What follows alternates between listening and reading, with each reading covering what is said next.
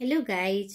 आज के स्मिता पहचान क्लासेस में मैं लेके आई हूँ आपका इम्पोर्टेंट चैप्टर कमिंग एग्ज़ाम के लिए, जो बहुत ही महत्वपूर्ण है। तो आपको इसको अच्छे से याद रखना है। आज मैं लेकर आई हूँ दिगंत भाग 2 क्लास 12 बिहार बोर्ड काव्यखंड पाठ 12 हार जीत, जो अशोक वाजपेयी जी की एक कविता है।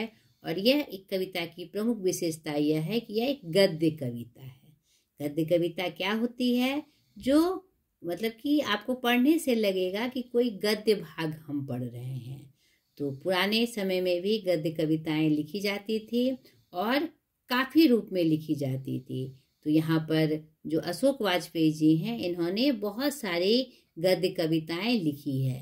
और हिंदी में गद्य काव्य का इतिहास जो है बहुत पुराना है, जो वस्तुतः कविता नहीं गद्य का ही एक रूप हुआ करता था।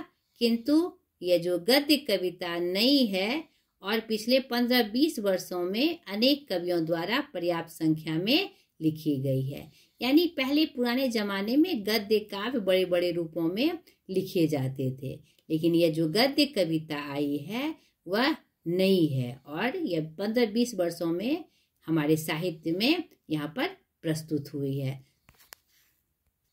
और यह उनके कविता संग्रह, अशोक वाजपेयी जी के कविता संग्रह कहीं नहीं वहीं से ली गई है। ठीक है। इस कविता के संदर्भ में पहले आपको अशोक वाजपेयी जी के बारे में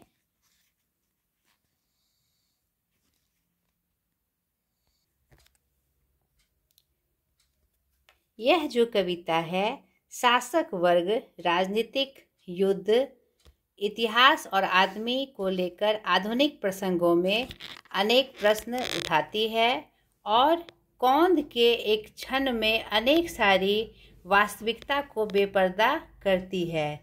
हमें एक ऐसी प्रतीति जगाती है जो परमुखापेक्षी और बंधुआ नहीं है। यह कविता समसामयिक कविता में गद्य कविता की प्रवृत्ति और रूप संरचना की यहाँ एक वानगी हमारे सामने प्रस्तुत करती है। ठीक है। यहाँ देखिए हार जीत, यह जो कविता है आप देखिए, यहाँ पर लगता है कि कोई गद्य का अंश हो। नहीं, वे उत्सव मना रहे हैं, सारे शहर में रोशनी की जा रही है। उन्हें बताया गया है कि उनकी सेना और रथ विजय प्राप्त कर लौट रहे हैं।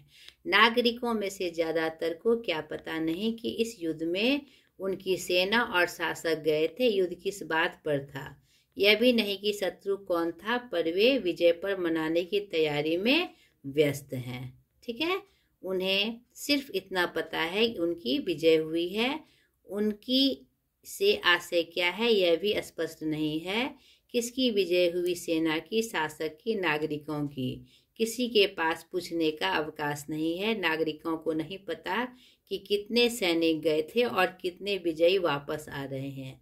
खेत रहने वालों को सूची अप्रकाशित है। सिर्फ एक बूढ़ा मशक वाला है जो सड़कों को सींचते हुए कह रहा है कि हम एक बार फिर हार गए हैं। और गाजे बाजे के साथ जीत नहीं हार लौट रही है, उस पर कोई ध्यान नहीं देता। और अच्छा यह है कि उस पर सड़कें सींचने पर भर की जिम्मेवारी है, सच को दर्ज करने या बोलने की नहीं। जिन पर है वे सेना के साथ ही जीत कर लौट रहे हैं। यहाँ पर हम क्या देखते हैं कि यह जो कविता है एकदम गद्य के अंश के रूप में हमारे सामने प्रस्तुत हो रही है। तो ये आपने देखा और इसमें विशेष रूप से कोई बात नहीं आई है। इसका मुख्य भाव यह है कि आज के संदर्भ में जो ये कविता कही गई है उस जनता के रूप में, यहाँ पर पता ही नहीं है कि वास्तव में हम हार रहे हैं कि जी रहे हैं। नहीं, यहाँ पर हम उत्सव मना रहे हैं। किसका उत्सव मना रहे हैं? हार का कि जीत का? यह समझ से परे है। नहीं, तो यह एक गंभीर कविता संदर्भित रूप में हमारे सामने यहाँ पर प्रस्तुत हो रही है। तो आपको इसके बारे में देख लेना है कि यहाँ पर इस कविता का क्या भाव है। सर्वप्रथम मैं आपको बताना भूल गई कि सर्वप्रथम अशोक वाजपेयी जी के बारे में कुछ मुख्य बातें आपको याद कर लेनी है। उनका जन्म जो 16 जनवरी 1941, जन्म स्थान दुर्ग छत्तीसगढ़ में है। इनका मूल निवास कहाँ है? सागर मध्य प्रदेश में है। और इनकी माता का नाम निर्मला देवी एवं पिता का नाम परमानंद जी वाजपेयी है। इनकी कुछ प्रमुख कृतियां हैं जो आपको संदर्भित रूप में याद रखनी है। ठीक है, 3 दर्जन से लगभग मौलिक संपादित कृतियां इनकी प्रकाशित हुई है। और अशोक वाजपेयी समसामयिक हिंदी के एक प्रमुख कवि, आलोचक, विचारक, कलामार्तंग आदि हैं। तो ये आपके पुस्तक में दिया हुआ है। तो ये कुछ 4-5 पॉइंट्स आपको अशोक वाजपेयी जी के बारे में स्पष्ट रूप से याद रख लेनी है। और कविता का जो रूप है गद्य कविता का, और जो इसमें भाव छिपे हुए हैं उसके बारे में आपको संदर्भ के रूप में से याद कर लेना है। इसी से संदर्भित छोटे छोटे प्रश्न हैं। उत्सव कौन और क्यों मना रहे हैं? नागरिक क्यों व्यस्त हैं? उनकी व्यस्तता जायज है? किसकी विजय हुई सेना के नागरिकों की कवि ने यह प्रश्न क्यों खड़ा किया? यह विजय किनकी है? नहीं, आप क्या सोचते हैं यह बताएं। ठीक है, तो जिस संदर्भ में यह कविता आई है उसी से संदर्भित छोटे छोटे प्रश्न इसमें किए गए हैं। ठीक है, खेत में रहने वालों की सूची अप्रकाशित है। इस पंक्ति के द्वारा कवि ने क्या कहना चाहा है? कविता के पंक्ति की सार्थकता बताइए। यहाँ पर आपको सबसे क्या समझना है कि यह जो हार जीत है, जो हम उत्सव मना रहे हैं, सारे शहर में रोशनी की जा रही है, तो उन्हें बताया गया है कि उसकी सेना और रथ विजय प्राप्त कर लौट रहे हैं। तो क्या हम सच में जीते हैं? सच में जीत कर लौटे हैं? नागरिकों में से ज्यादातर को पता नहीं है कि किस युद्ध में उनकी सेना और शासक गए थे।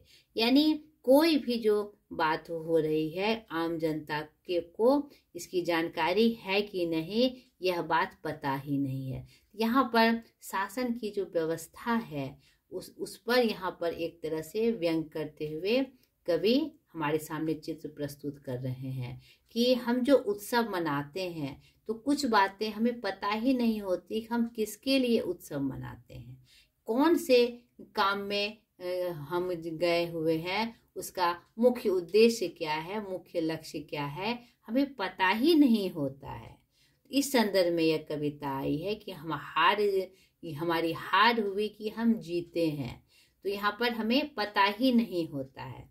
नहीं, इसी क्रम में यह प्रश्न आया है कि उत्सव कौन और क्यों मना रहे हैं। उत्सव कौन मना रहा है?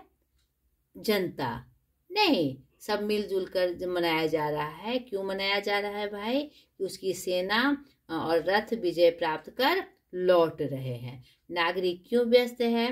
नागरिक इसलिए व्यस्त है, क्या सारे शहर को सजा रहे हैं कि उनको सिर्फ ये पता है कि हमारी सेना और जो रथ है विजय को प्राप्त कर लौट रहे हैं। ये क्या उनकी व्यस्तता जायज है? उनकी व्यस्तता जायज नाजायज से यहाँ पर संबंध नहीं दिखाई पड़ता है, क्योंकि उसे सिर्फ यह बताया गया है कि हमारी सेना लौट रही है, रथ विजय कर लौट रहा है। वास्तविक बात तो उसे पता ही नहीं है। उसे तो यह भी पता नहीं है कि कहाँ युद्ध हो रहा था और कौन सी बातें हो रही थी। ठीक है, तो अब ये जो कविता है सीधे सीधे शब्दों में लिखी गई है और पूरे भाव भी यहाँ पर स्पष्ट हो रहे हैं। नहीं तो आप इस कविता को अच्छे से पढ़ लीजिएगा। आपके पास समय बहुत कम है, लेकिन इसके संदर्भ को जरूर याद करके जाइएगा। ठीक है, तो मैंने जो 5-6 इम्पॉर्टेंट चैप्टर बताए हैं, अगर आप उसको पढ़ के जाते हैं तो आपका ऑब्जेक्टिव्स भी नहीं छूटेगा और सब्जेक्टिव भी नहीं छूटेगा। ठीक है, यहाँ पर खेत जो बात कही गई है आगे, खेत रहने वालों की सूची अप्रकाशित है, यानी कि कोई भी जो काम होता है तो उसमें जो आम जनता की भागीदारी होती है तो उसमें कुछ वर्गों को एकदम से हटा दिया जाता है। उसे एक सूचक के रूप में सिर्फ स्थान दिया जाता है कि वह उसका सदस्य है। वास्तविकता यह होती है कि उसे उसके बारे में कुछ पता ही नहीं होता है। उसी में अलग अलग नागरिक के रूप में, खेत में रहने वालों के रूप में, मतलब उसका कोई मूल्य नहीं है। नहीं, उसका नाम रहे ना रहे, उसको उसका कोई प्रयोजन दिखाई ही नहीं पड़ता है, कहीं से उसकी कोई चर्चा ही नहीं होती है। एक शून्य रूप में, मतलब कि उस अप्रकाशित रहता है, उसे कोई जानता तक नहीं है। ठीक है। सड़कों को क्यों सींचा जा रहा है, तो आप संदर्भ में देखिएगा, सड़कों को सींचा जा रहा है क्योंकि यहाँ हमारी सेना युद्ध मैदान से लौट कर आई है। ठीक है। सीधे सीधे इसमें कविता की पंक्तियां हैं और सीधे से संदर्भ रूप में आपके ये प्रश्न आए हुए हैं। तो कविता को 2-3 बार अच्छे से पढ़ लीजिएगा और उसके बाद जब ये पढ़ के समझने के बाद आपका जो ये छोटा छोटा प्रश्न है उसका उत्तर देना आपके लिए आसान हो जाएगा। ठीक है। तो ये जितने भी इम्पोर्टेंट चैप्टर्स थे उसकी मैंने चर्चा आपसे की।